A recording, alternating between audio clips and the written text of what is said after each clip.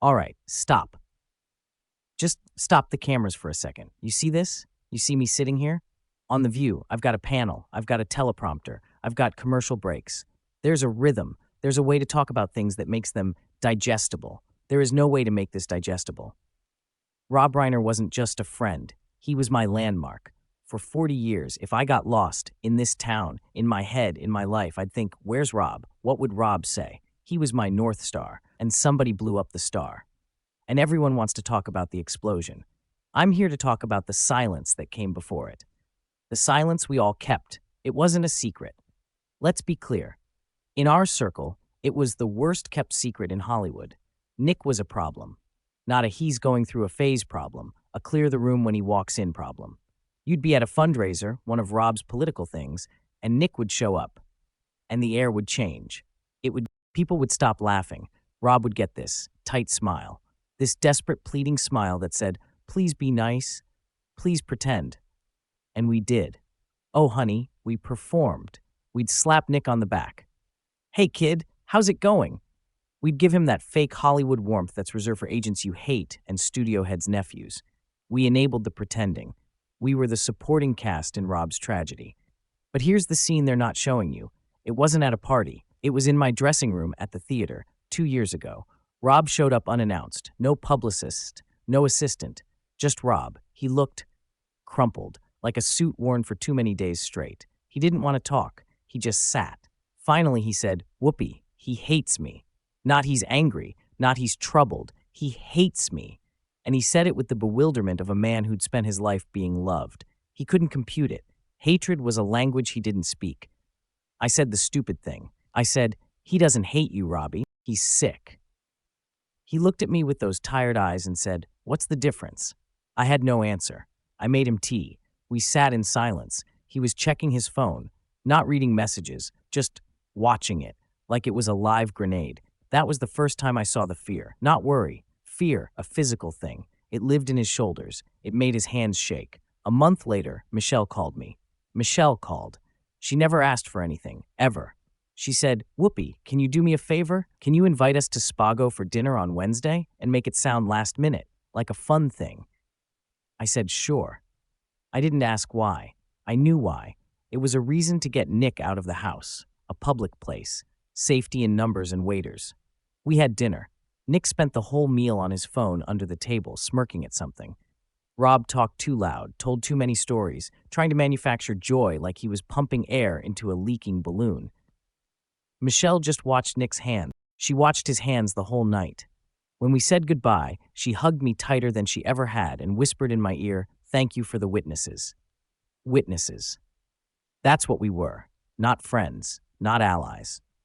She was building a case, a silent, invisible case, and she was putting us on the stand. The breaking point, my breaking point, was the incident with the painting. Rob had this beautiful, silly painting in his hallway, a cartoon of him and Carl Reiner as knights. It was joyful. Nick slashed it with a letter opener. Not in a rage, calmly, methodically. He put lines through their faces. Rob didn't call the police. He called me.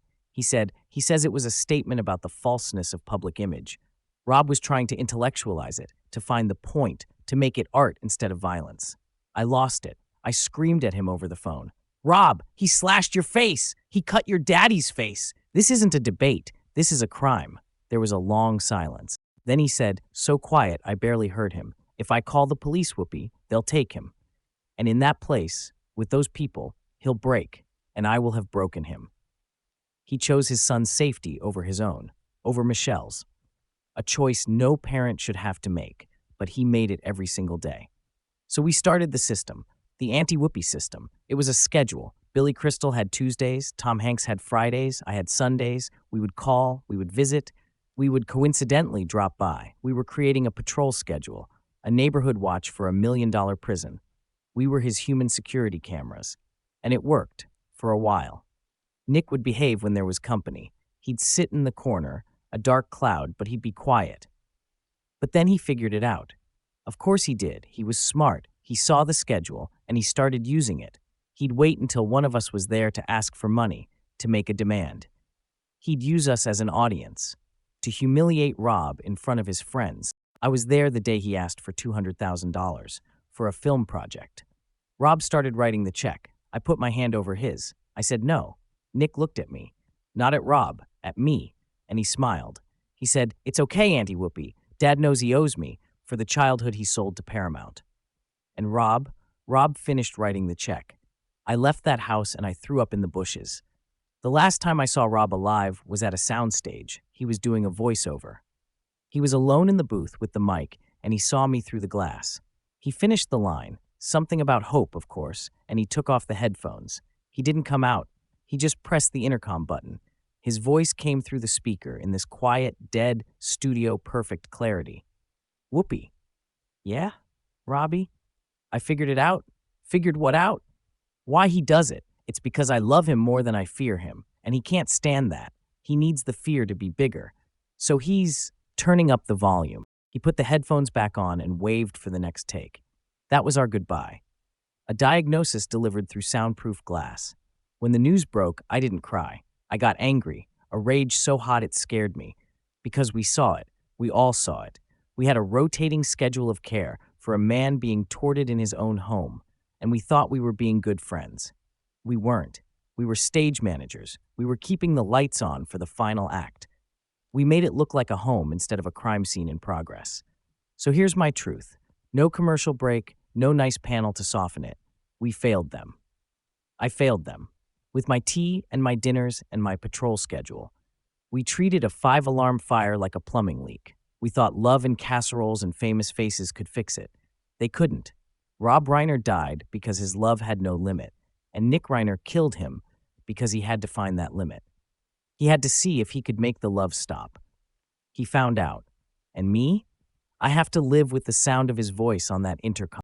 I have to live knowing the last thing I did for my friend was be a witness. And when the moment came, the witness wasn't on the stand. She was at home, asleep, while the man who was her North Star was being erased. The system didn't fail. We were the system, and we were pathetic. That's the truth. It's not a soundbite, it's a life sentence, and I'm serving it. You want to know about the cover-up? Forget the lawyers, the settlements.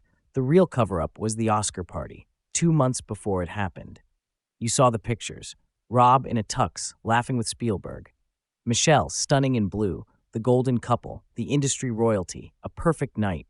It was a lie, a meticulously crafted $200,000 lie. Nick had a ticket. Of course he did. He was a Reiner. He was in the building. Rob and Michelle, they had 2 security guards with them that night. Not for paparazzi, for Nick. Their own son. The guard's only job was to keep Nick at least 50 feet away, to intercept him if he tried to approach the table. I know because I hired them.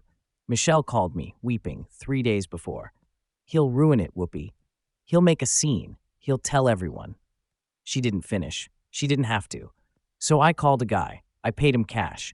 2 big, quiet men in tuxedos who looked like producers. They stood at the back of the ballroom, and their eyes never left Nick. I sat at the table and watched Nick watch his parents. He stood by the bar alone, sipping a drink, staring. It was the coldest, most predatory gaze I have ever seen on a human face. He wasn't angry.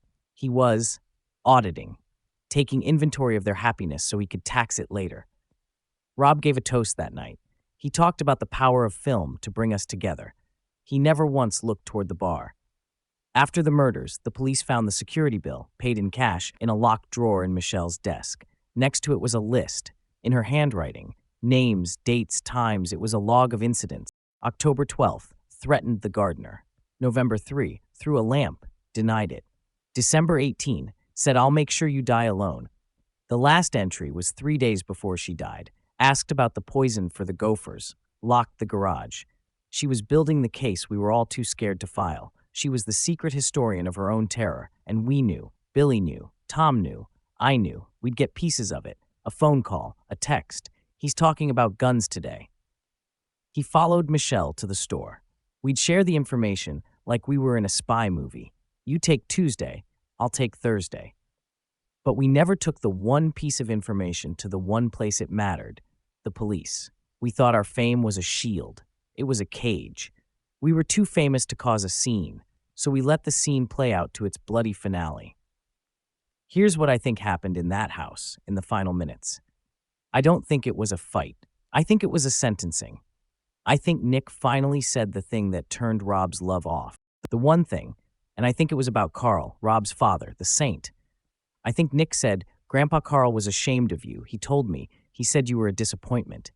Something that cut the cord to the past, to the legacy, to the very source of Rob's goodness. And I think Rob, for the first time, saw not his sick son, but a stranger, a malicious stranger, and his liquored, just for a second. And in that second, Nick saw it. He saw the love waver. And that was the ultimate provocation. If he couldn't have the unconditional love, then he would destroy the man who failed to give it. It wasn't about hate winning. It was about love proving it had a limit. And Nick had to punish Rob for that limit.